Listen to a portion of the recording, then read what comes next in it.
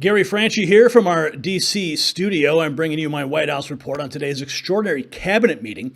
President Trump gathered his team to assess their first 100 days, and what we learned changes everything about how government can actually work. This wasn't your typical Washington photo op. This was a boardroom-style presentation of real results. Each cabinet member had to account for their progress, and what Secretary Kennedy revealed about the previous administration left everybody stunned. The numbers they shared today will make you question everything you thought you knew about government efficiency.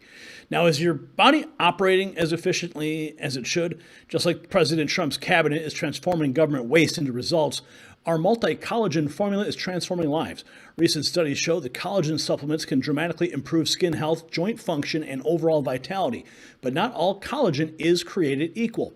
Our formula features 5 key types from 4 premium sources specifically designed for maximum absorption.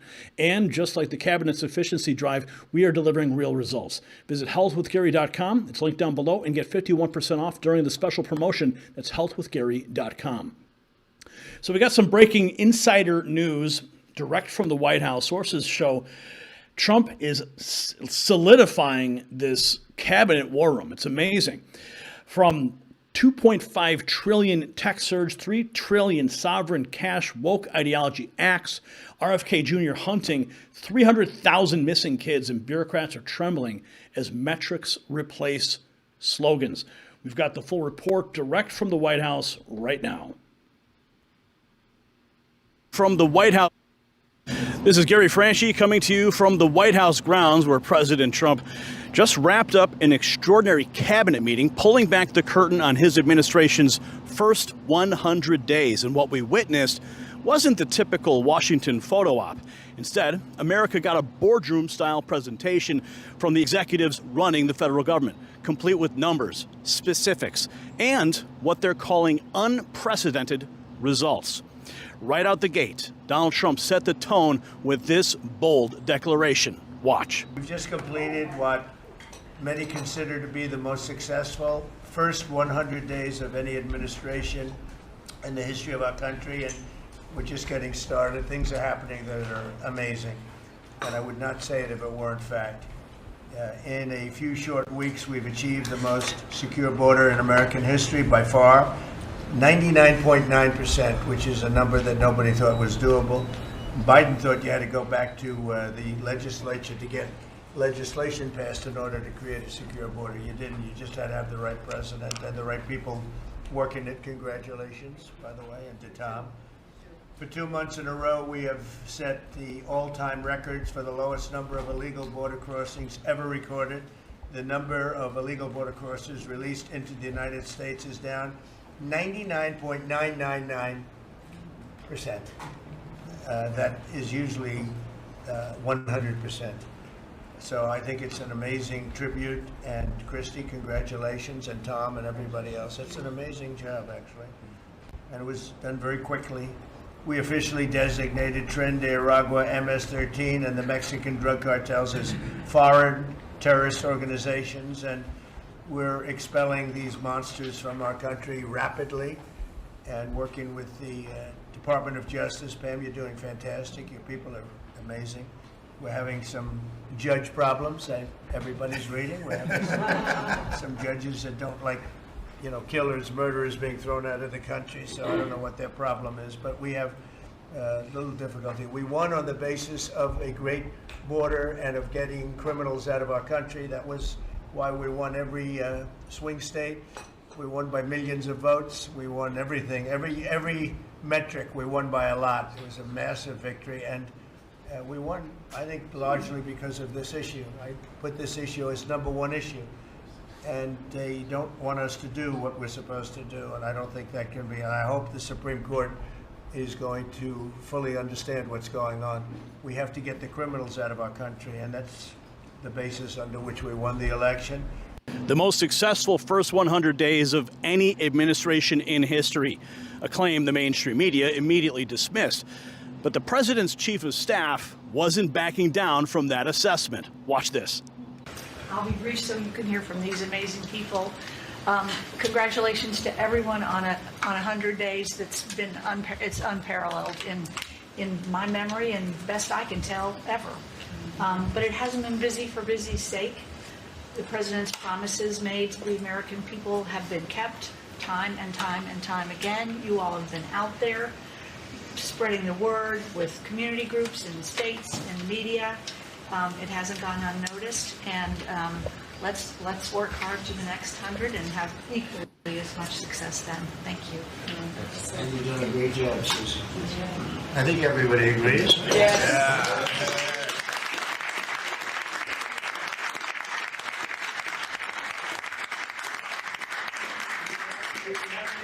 Now let's break down what these cabinet officials revealed about the administration's priorities and whether their confidence is justified by the results that they're reporting.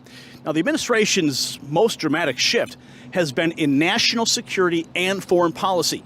National Security Advisor Mike Walsh didn't mince any words about the previous administration.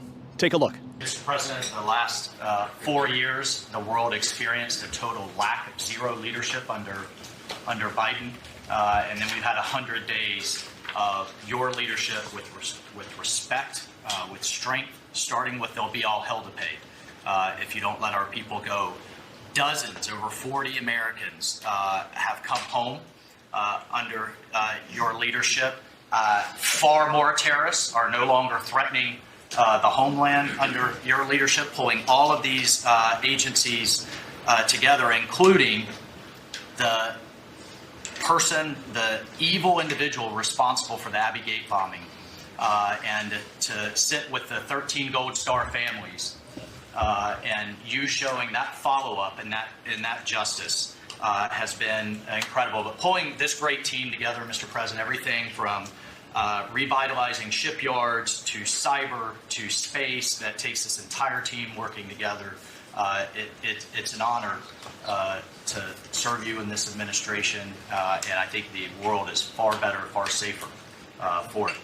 Thank you very much. Leadership captures the stark repositioning of American foreign policy and the emphasis on bringing Americans home and eliminating terrorist threats shows a focus on tangible outcomes rather than the diplomatic niceties.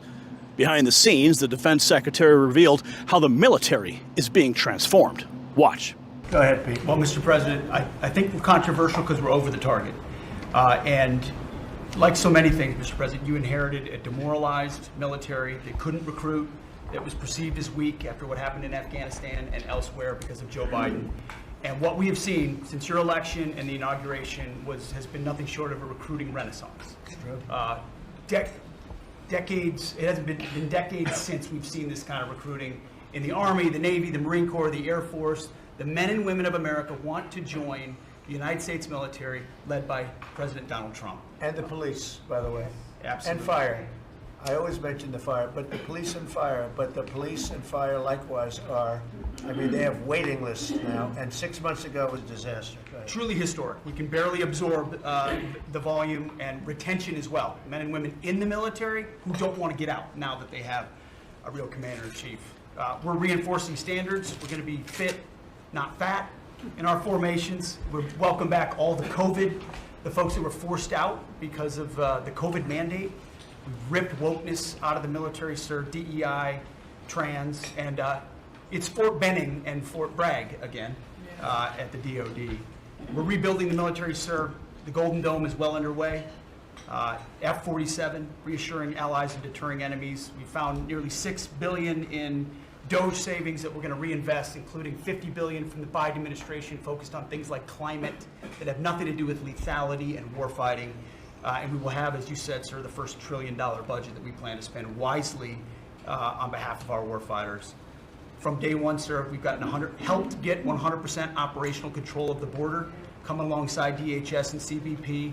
Right. We've got 11,000 troops on the border who now, because of the new national defense area, sir, can help detain illegals at the border and hand them over to CBP. It used to be if you saw camouflage on the border, they could hold binoculars, and that's it.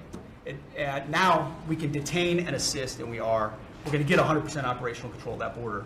Our NATO allies know they have to step up. The Houthis in the Middle East are feeling the weight of American power, and we're deterring communist China. So because of your leadership, sir, I believe we're making the military great again. And I thank you. Thank you very much. Thank you. Now, these changes aren't just organizational, they're philosophical.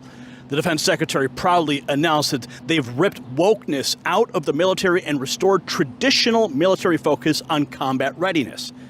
Perhaps the most stunning revelations came on the economic front. The president's economic team painted a picture of manufacturing returning to America at unprecedented scale. Here's Howard Lutnick describing a single project's impact. Watch. So they're investing $165 billion in 1,100 acres in Arizona, and they're building the highest tech chip manufacturing, semiconductors, and 4,000 employees. You know, American tradecraft, right? Technicians doing every kind of work. The classic foundation of America is building it. They had 14,000 people. They're expecting 40,000 people to build the rest of their plants and to employ 20,000 people for the rest of the time. And This is never all s- driven. You never saw a site like that. And this is all driven by your tariff policies. No chance this be happening without you. That is just one facility in Arizona, creating thousands of jobs. But the broader numbers are even more striking. Watch this. I have the pleasure of running the Investment Accelerator, which gets to recruit these companies. And you've never seen anything like the companies committed to building in America.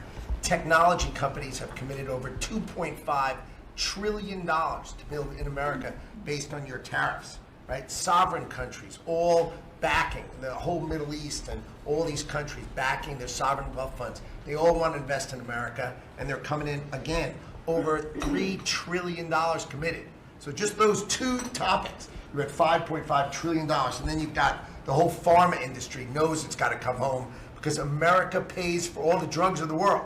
So the pharmaceuticals have to come home, right? Autos coming home, industrials coming home. So, you know, we've got to train, and your great Secretary of Labor together and Secretary of Education together, we're going to train the workforce to build America. It's unbelievable. We've got so much, as I travel around, the attention on the Trump Gold Card. I mean, it makes me very popular. Last night, I was out to dinner, and someone came up and said, can I buy 10? And how do I buy 10? And I'm like, that's pretty good. It's $50 million for dinner. So, you know, I was paying for my dinner. The External Revenue Service, right? You've got the tariffs and the hundreds and hundreds of billions of dollars coming in to build the External Revenue Service. That our objective, of course, is to replace the Internal Revenue Service and let those outside countries trading with us, let them pay their fair share to America. And then, of course, you got rid of de minimis. And what happened is these foreign countries were sending in little packages for free and knocking out our mom and pop businesses across America.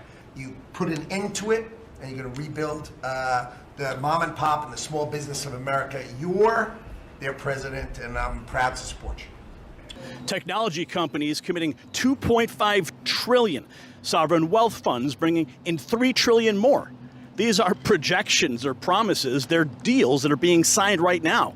And it's not just manufacturing. The housing crisis that's been squeezing American families, that's getting attention too. Watch. Yes, sir, Mr. President. Thank you. And you made it very clear that you wanted to put America first. And also from day one, you wanted to make housing affordable again, because we do have a housing affordability crisis in our country. And so at HUD, we've been cutting all the red tape and bureaucracy as it pertains to housing affordability and unleashing creativity of our builders and developers around our country and restoring local control. We took down the affirmatively furthering fair housing rule, as you know, which was a zoning tax from Washington. So no longer will Washington be picking winners and losers, but localities and elected officials in different states and cities will have that flexibility. Also, you alluded to securing the border, and such a great job has been done with all of our partners at the table. And at HUD, we want to make sure that the resources that we have now, which is American taxpayer dollars, in the Biden administration, they prioritize illegal aliens over the American people. And so we signed an MOU with Secretary Noem at DHS to make sure that HUD-funded housing only goes to American citizens, and no longer will it go to illegal aliens coming across our border. We have about 9 million people living in subsidized housing in our country. 59% of illegal alien families use some sort of welfare program, costing us $42 billion a year. And so we have prioritized American and American people only to live in HUD-funded housing. And also to make housing affordable, we also signed a partnership with Secretary Burgum at DOI to use underutilized federal lands, as you campaigned on and promised, to identify those lands to build affordable housing in our country so that people can realize the American dream. We also restored biological truth, as you did in sports. We have the equal access rule at HUD, which we took that rule down to ensure that at women's shelters, that those that enter those shelters would be of the same sex, and that we would protect the ladies of our country. No longer will those that identify as women but are not women be able to enter our shelters, so that we can protect the ladies that we serve. Along with our DOGE task force, we identified over $2 billion in savings. At HUD, $260 million at HUD were just in contracts, $4 million with DEI.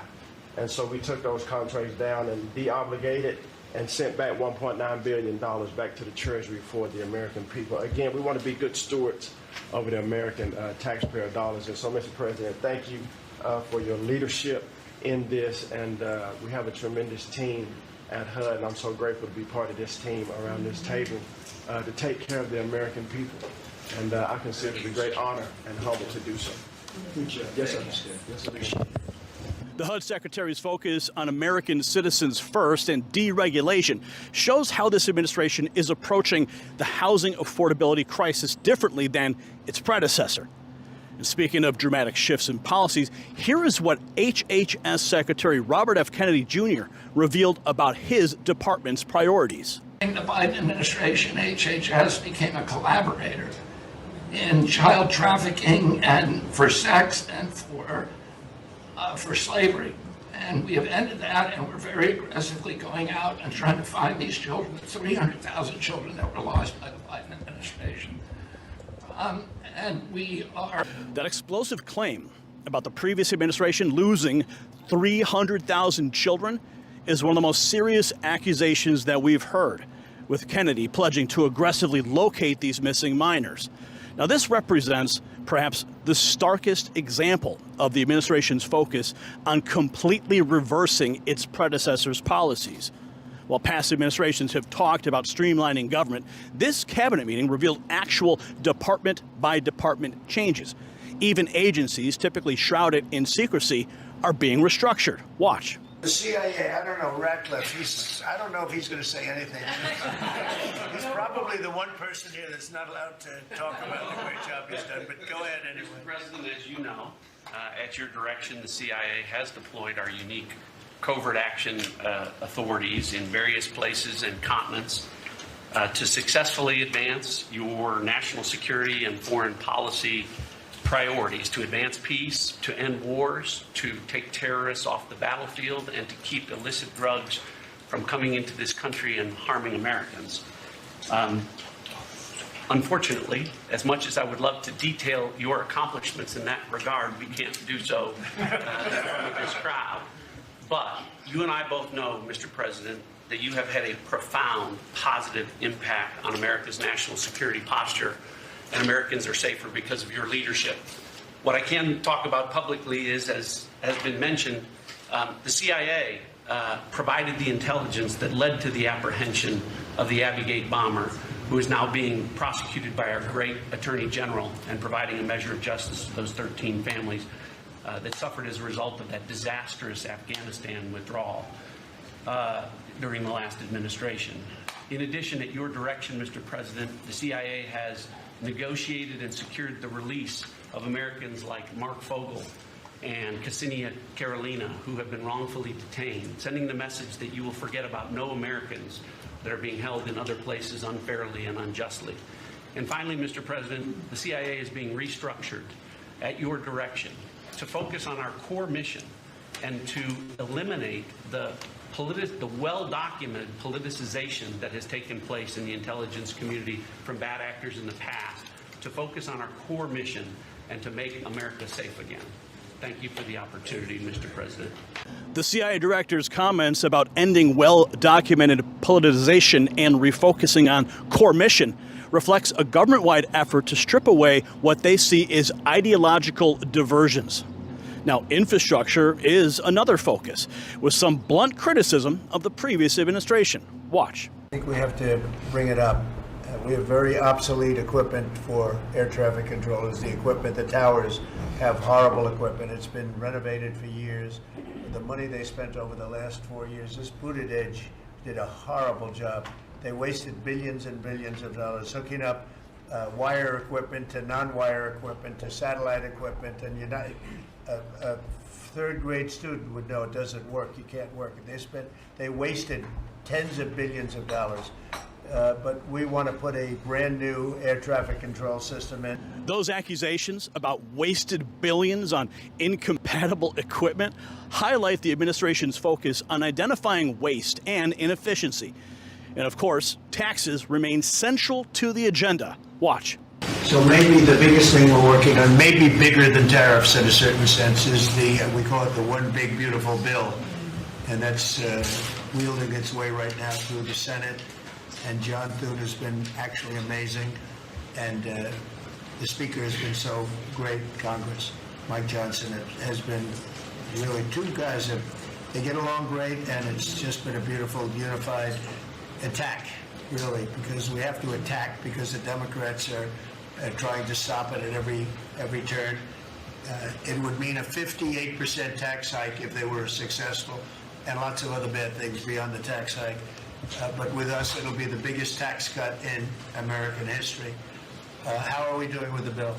We're doing great. We're day in, day out, hour by hour negotiations to make sure your stuff is in there, and to make sure we have the border resources, the defense resources, and to save the American people some tax money and make sure all those tax cuts that you ran on are in there that help get people back into the workforce. And I think we're making a ton of progress. I think we're doing well. Like I said, the biggest tax cut in the history of our country, and it would be the biggest tax increase if the Democrats are successful. They're the only people I've ever seen running for office where they want to increase taxes, but this would be a 58, maybe a 60% tax increase, unsustainable for the American people.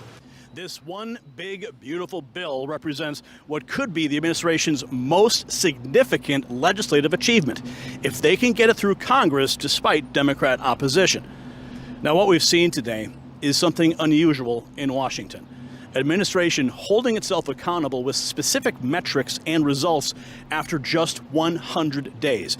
No vague promises about what they hope to accomplish someday. Instead, cabinet secretaries reported concrete actions, border statistics, investment dollars, regulatory cuts, and bureaucratic overhauls. Most striking, though, was transparency. Rather than hiding behind carefully crafted statements, these officials were surprisingly direct about both their accomplishments and the challenges ahead. Now, whether you support this administration or not, today's meeting provided something rare in politics: a clear department by law department accounting of what they believe they've accomplished, with specific numbers and actions rather than empty rhetoric.